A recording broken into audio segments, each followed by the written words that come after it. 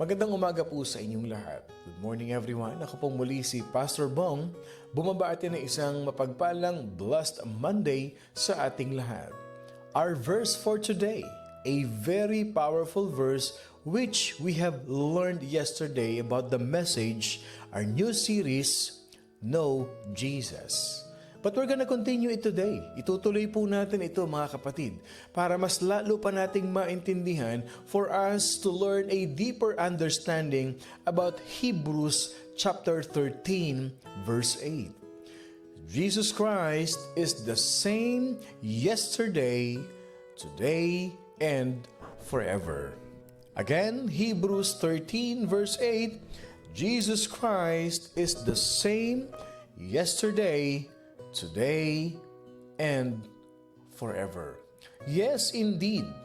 Napakarami po nating matututunan. There are a lot of learnings that we can learn, a lot of vision, a lot of revelation that we can learn from this single verse. And I tell you, in this verse, God can reveal to us a 1 year of understanding about Jesus. As we learn this, mga kapatid, Jesus Christ forever the same.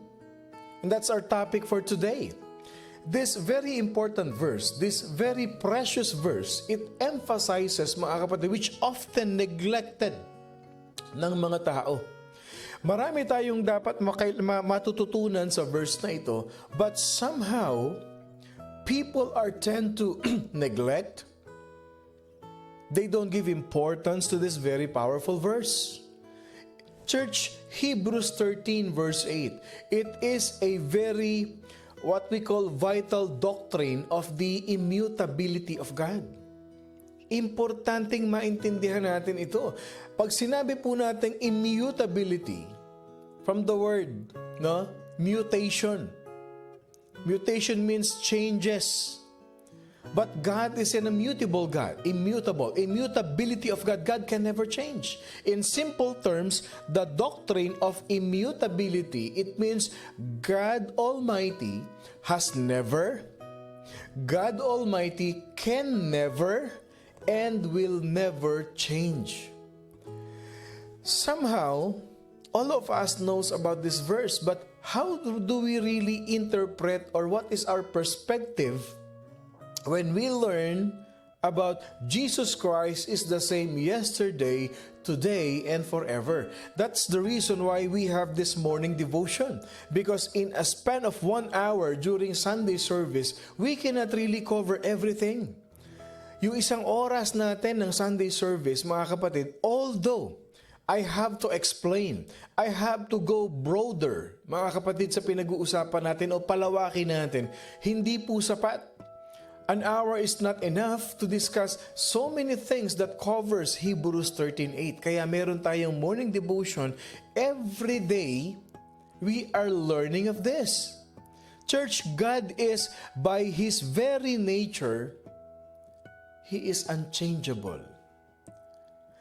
God is as loving, as merciful, as full of grace, as holy, and as much in control as He has ever been.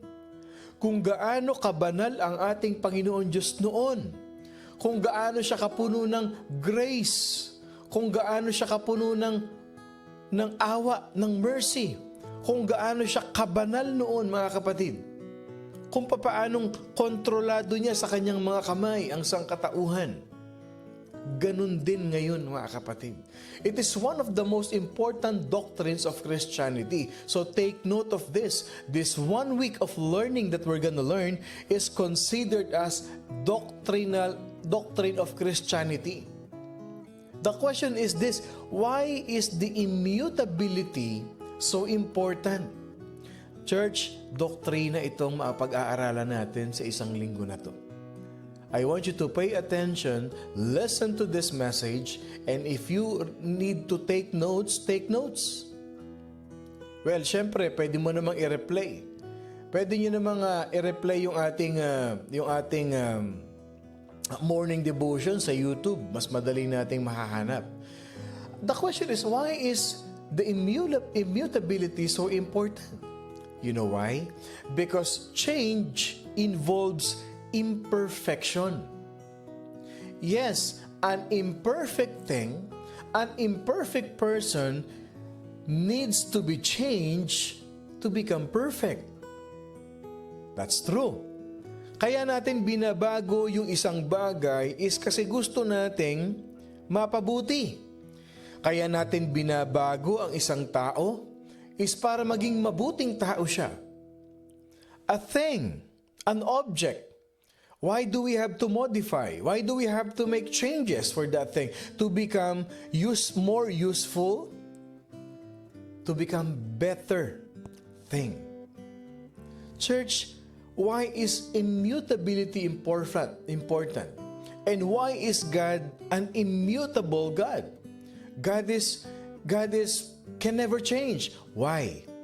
He does not need to be changed because God is absolutely perfect. Wala na tayong babaguhin. Hindi na kailangan magbago ni Lord. Therefore, if God is perfect, He cannot change ever. Dahil ang Diyos natin ay perpekto. Walang labis, walang kulang, perfect. No more, no less. That is what you call perfect. Perfect measurement, perfect size, perfect amount. No more, no less. Exact, perfect. And that truth is proven in several scripture passages. Iyan po ay pinatunayan ng napakaraming mga scripture or Bible verses. Let's see what Psalm 90 verse 2 says. Before the mountains were brought forth, or ever you had formed the earth and the world. Ganito yan. Bago pa nilalang ang mundo, before the creation of the world, God is already perfect. Even from everlasting to everlasting, He is God. You alone our God, from everlasting to everlasting. And what is the Malakay chapter 3 verse 6 says? Ano sinasabi ng aklat ng Malakay? For I am the Lord, I do not change. Ako ang iyong Diyos na hindi nagbabago. Therefore, you are not consumed, O sons of Jacob. Nakita ninyo yan? Ako ang Panginoon Diyos na hindi nagbabago. Ang totoo, si Lord hindi talaga nagbabago at hindi yan magbabago. God will never change. He cannot change and He cannot ever change. And the reality is this, only you who is changing. Only us can change. Sometimes, on fire sa Lord, serving God, and after a while, leaving God, missing in action. Nobody can find you anymore because we change. We change. People, they change their attitude, their characters, from bad to even worse. Or on a side note, from bad to good, that's nice, that's good. Yung salbahe naging mabait. All people, all of us tend to change. But not God. Not God. He is still God. Change. Okay. When it comes to the topic of change, pagdating dyan sa usapin na yun na nagbabago, magbabago, magiging mabuti na, most of the people, when it comes to change, we resist it. But I'll tell you this, we cannot stop it. Even the world around us, it change every once in a while. Yung nga lang cellphone mo na yan, kabibili mo lang. After 2 months, may bago na naman. Magpapalit ka na naman. yung sasakyan mo. Kabibili mo lang. Wala pa nga, hindi pa nga nagma-mileage ng mataas. Gusto ko ng ganun. I want a brand new car. I want a brand new this. I want a brand new that. Why? We're not happy. We're not contented with what we have. Change. Most of the time, people will rebuke you. People will be honest to tell something that you need to change in your life. We resist it, but we cannot stop it. Change comes fast sometimes. Yung pagbabago, minsan mabilis na dumarating sa buhay natin. Marami mga pagbabago na hindi natin mahindian. Hindi natin makontrol. Sometimes in the span of few hours, in the span of just a minute, sometimes life can go from good to bad. And then from bad to worse. Before you can even realize what's happening, minsan ang nangyayari sa buhay natin, ang bilis. Parang kailan lang nakita ko siya. Kailan lang ganito yung ugali niya. Kailan lang katabi ko pa sa church. Bakit ganon? Biglang nawala. I cannot find him anymore. I cannot find... Marami yan. For us, bilang pastor, we as pastors, sometimes we see people coming in the church and then all the while, all of a sudden, they disappear. We don't know where they are. Sometimes it's a big question for us. Did I say something wrong? Did I offend that person? May nangyari ba? Change can happen. And sometimes it's fast. It seems that every areas of our life are in a constant change. Na para bagang lahat ng sulok ng buhay natin, meron talagang nangyayaring pagbabago. A change of our health. Kanina lang nakita mo okay. Tapos makikita mo, nasa ospital na. May nangyari na pala. Nadulas. Naparami ng kain ng chicharon. Naparami ng kain ng crispy pata. Hindi na pantay ang lakad. May mga pangyayaring ganun Sa pamilya natin, kanina na nagkakatuwaan, nagvi-video okay, nagkakantahan pa. All the while, before the end of the day, nag-aaway na. Marami sa atin makakarelate niyan. Have you ever experienced that? That you are in a celebration with your family, and then there you go, merong isang kamag-anak, kapatid, kapamilya, and because of drinking, maya-maya, iba na utak, nag-away, ang ganda-ganda ng celebration, biglang spoiler, ang tawag doon, spoilers to happiness. Have you ever, ilan sa atin na naka-experience ng ganyan? Yung ang ganda-ganda ng handaan, nagkakatuwaan, kumpleto pamilya, pero yung mga gumagawa ng eksena, people who want to make a scene, people who anong tawag doon, who killjoys, that people are having celebration, but because he is under the influence of something, he's creating a scene, creating such chaos. It can happen to us. Even our finances. Change can happen very fast in our life. In our relationship. Paggising mo, nag-I love you ka pa. Mahal na mahal mo pa siya, yung party popper pala ang tawag doon. Yung bang in love pa kayo sa isa't isa? Then all the while nalaman mo, hindi lang pala kayo 3, 4, 5 pala kayo. And suddenly biglang gumuho ang mundo mo. Bumagsak ang buhay mo. That's a fast change of life. Our work. Excited ka bang pumasok? You are so excited to go to work, and all of a sudden, while you are in the middle of your job, your boss will call you, you're fired, you're terminated, you have to go, I'm sorry about this, I'm just following the company's protocol. All of a sudden, your life has changed. Your church life, yes. Hindi tayo exempted. There are many things that can happen to a church.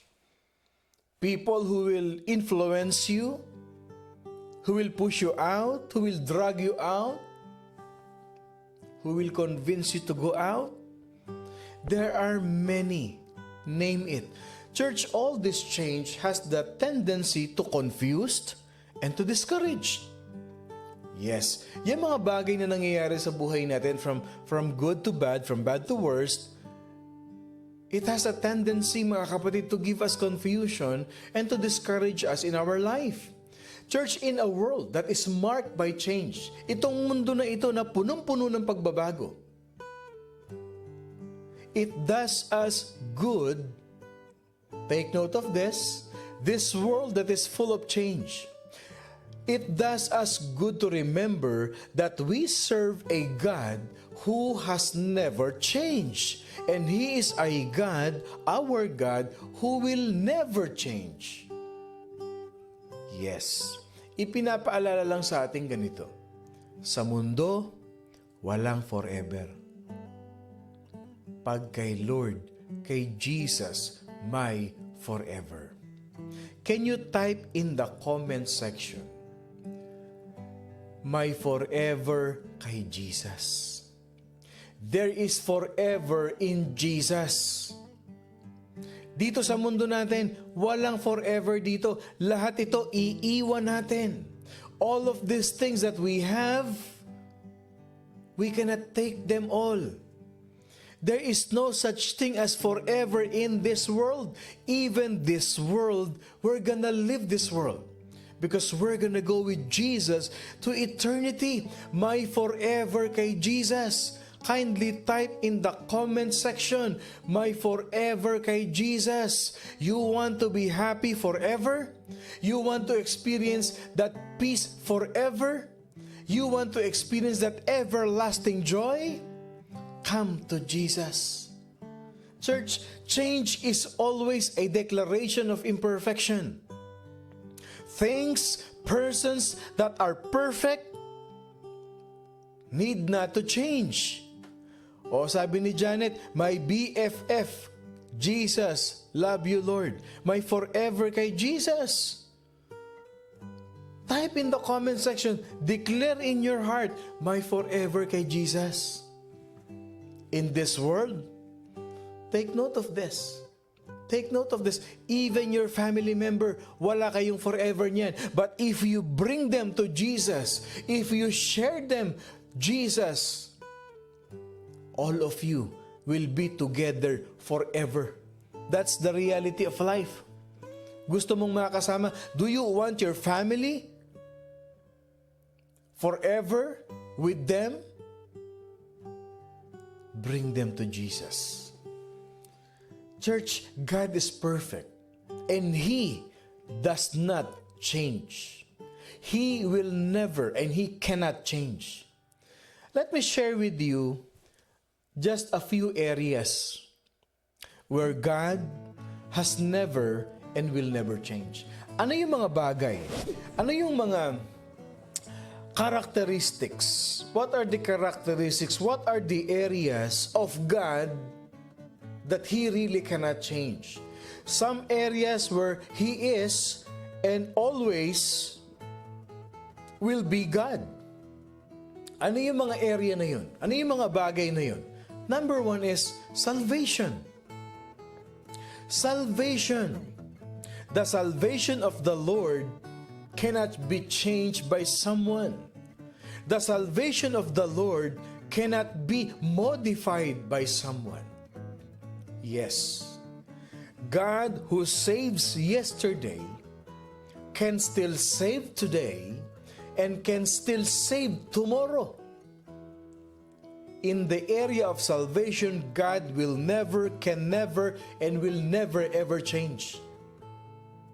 The same salvation that He told Nicodemus, the same salvation that He shared to Paul, the same salvation, sabi niya kay Zacchaeus, today is your salvation.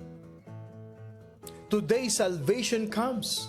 The same salvation that He shared to that woman at the well. Sabi ni Jesus Christ, I am the living water. Anyone who drinks will never thirst. Noon pa yon. But Jesus Christ is the same living water today. The same water that He offered to that woman at the well is the same water that He can give us today. And the same water that people can drink tomorrow. In John chapter 4, each of the disciples, church, God, our Lord Jesus Christ, when it comes to that area of salvation, He can save you today. Any sinner, sino man, ang makasalanan, ang lumapit sa ating Panginoon Diyos, ay makakatagpo niya ang isang perfect at eternal salvation. A sinner who comes to Jesus can find a perfect and eternal salvation. How I met Him, how I met God, is how can you meet God right now? He is still the God of salvation. Church, as we witness, pag ating sineshare ang gospel sa mga tao, kung papaanong yung power ni Jesus Christ kumilos sa atin nung panahon na tayo ay matitigas pa ulo. Those times that we were still stubborn, hard-headed. Those people who has been used by God for us to know Him. People who endured our attitude. And most of us, nagtatago pa nga pag inaaya sa Bible study. Some of us, those friends who invited us to Bible study, di ba, you hide from them? Sino dito yung nagtatago pa?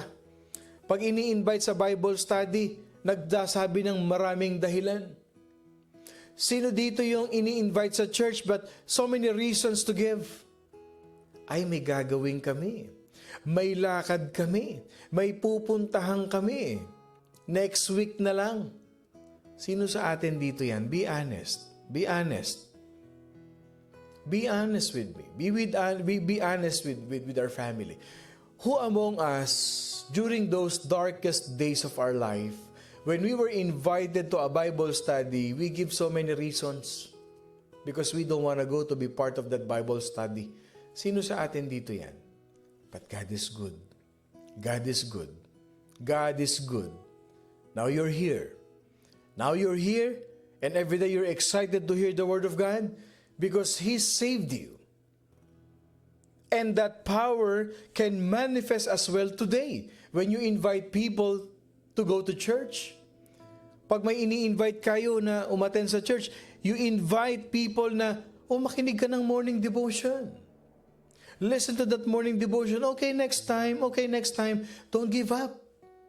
Because the same salvation that you have received 20 plus years ago is the same salvation that is available today. The same salvation that will be available tomorrow in the future generation. Wow. Wow. Because He cannot change. He will never change. When you accepted the Lord, you become excited. O sabi ni Veronica, magtoto, me. O ibig sabihin, it happens to us. Now once we were in darkness, we don't want to be get involved with the things about God. Pero sabi niya, but not anymore. Why? Kasi ang morning devotion family, excited palagi yan sa Bible scripture. What are the areas that God can never change? In sanctification. God will never stop the sanctification process of every believer. Why? Because God's standard is high. The reason why you are being disciplined, the reason why you are experiencing bad things, God is not punishing you. He is sanctifying you. You are in a process of sanctification. God wants to remove this unwanted particles, things in your life. Sinasanctify tayo ng Panginoon Diyos at hindi magbabago ang Panginoon natin sa pagdidisiplina sa atin. Habang matigas ang ulo mo, makararanas ka ng palo ng Panginoon. Habang matigas ang ulo mo, hindi ka nagbabago, mararanasan mo ang disiplina ng Panginoon. Why? Because discipline is a sign of love. So don't ever think that God is punishing you. God is just sanctifying you. You are under the process of sanctification. God is giving you discipline in the areas of finances. Kung kaya nawala sa iyo yan, kung kaya bigla na lang bumagsak, may nangyari sa mga resources mo, may nangyari sa finances mo, it's just because God is teaching you something. Tinuturuan ka ni Lord na maging mabuting steward. Tignan mo, sabi ni Veronica Magtoto, God saved my son from addiction. With God's grace, my son is now a pastor. Wow! It's because of the goodness of God.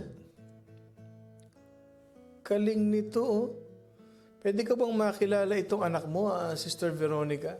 Baka magkaklase pa kami niyan. Yes, God will use imperfect people. Why do we have to go through those kind of life? Because God is molding us. And God will use us. Church, mataas ang standard ni Lord. Itutuwid ka niya. He will discipline you. Because He is molding you to a person that He wants you to be. Because He wants to use you for His glory. And that will never change. That will never ever change. The standard of God is the standard of God. Walang exemption to the rule. Walang palakasan kay Lord. I'll tell you that. Walang palakasan kay Lord. Lahat tayo, pantay-pantay tayo sa paningin ng Panginoon, whoever you are. Hindi ibig sabihin na malakas kang magbigay, malaki kang magbigay, may ginagawa kang extra thing kay Lord, malakas ka na. No. We are all equal in the eyes of God. Sin is a sin. Discipline should be disciplined. That's true. Church, our failure to live a holy life can be devastating. Because we tend to fall. We tend to change.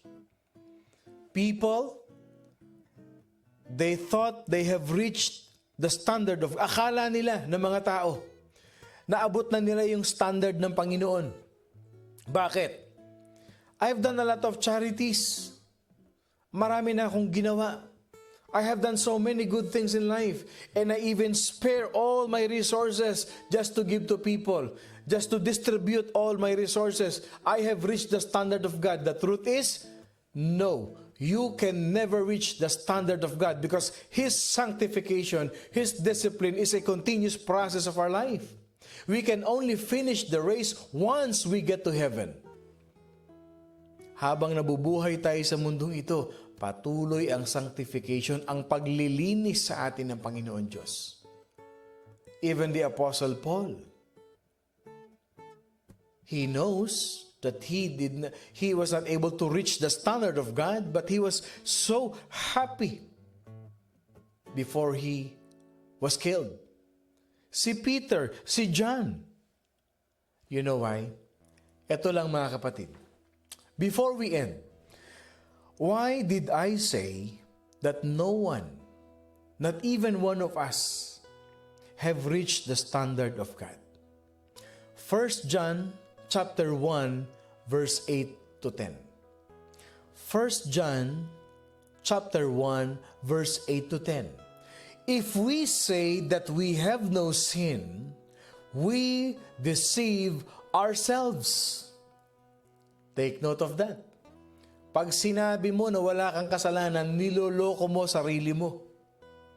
And the truth is not in us. Pero ito maganda. If we confess our sins, He is faithful and just to forgive us our sins and to cleanse us from all unrighteousness. Verse 10, if we say that we have not sinned, we make Him a liar, and His word is not in us. Nobody, no one can ever say that you are perfect and you don't have sin. That you are good enough and you have reached the standard of God. That is not true. If you say that, if you become boastful, ipagmalaki mo dahil sa yaman mo, because of your resources, of your treasure, you become a good person, and you acknowledge na you don't have sin, banal ako, santo ako, hindi totoo yan. Hindi totoo yan. Sabi ni Lord, if we say that we have not sinned, we make Him a liar. Actually, ang Christian ganito. This should be the character of a Christian. Lord, I am not worthy to praise You. Lord, I know that I am not worthy to worship You, but here I am, Lord, surrendering myself to You. Lord, cover me with Your precious blood. Your righteousness shall be upon me, Lord God. Yan ang Kristiyano. Wala tayong karapatang magsalita na mas tuwid tayo, na mas mabuti tayo sa ibang tao. No one can ever say that you are better than anyone. No. Only Jesus is better than every one of us. Only Jesus. No one can judge other person. No people, no person can judge other people. Only Jesus. Siya lang ang may hawak ng judgment. Only Jesus can judge us. Not you, not a pastor, not an elder, no one, nobody can judge someone. God sanctifies. And what He demands, He provides. He provides for our benefit. Why? To be assured that God will also count us as righteous if we believe in Him. How can we live a holy life? Paano ba tayo mababuhay ng banal? Only by His power and by His grace.